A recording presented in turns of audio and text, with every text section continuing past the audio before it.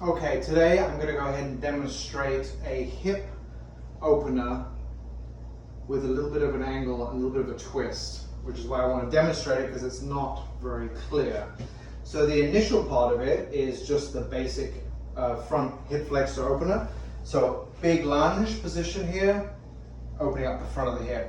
The second part is keeping your posture nice and straight, reaching straight up above your head and reaching over to the side.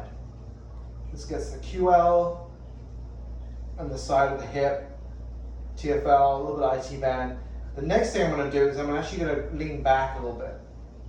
Now if you have low back problems, you want to probably avoid this, or if you feel pain in your low back, you want to come out of this. But I'm leaning back, I don't know if you can see on the video, and I'm getting a killer stretch basically from my knee all the way to my elbow.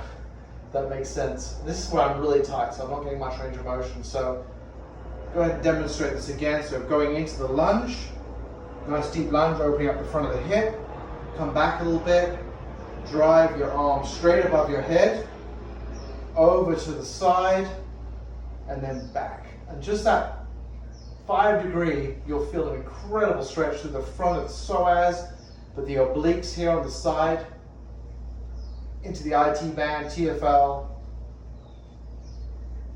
Amazing stretch. This is a great stretch for runners. Anybody who has tight hips. A lot of people come in here tight hips from sitting on the table, on the desk all day long.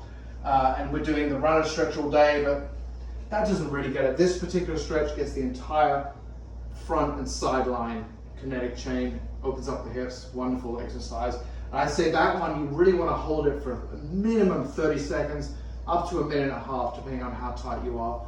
And this is something you can do every day. And again, generally you want to do these kind of exercises after you're warmed up. So after some exercise, after you've been up and about for a couple of hours, you don't want to be stretching these big, strong muscle groups when they're cold and tight. So let me know how that goes.